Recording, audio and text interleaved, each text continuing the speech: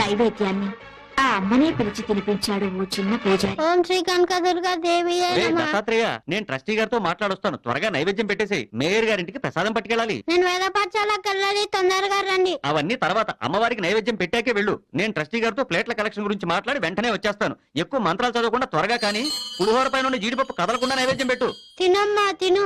నేను వేద పాఠశాలకు వెళ్ళాలి, ఆలస్యం అయితే మాస్టర్ గారు కొడతారు. తినమ్మా తిను. మా అమ్మవు కదా, తొందరగా రా అమ్మా. త్వరగా వచ్చి తినకపోతే నేను ఇవాళంతా భోజనం చేయను.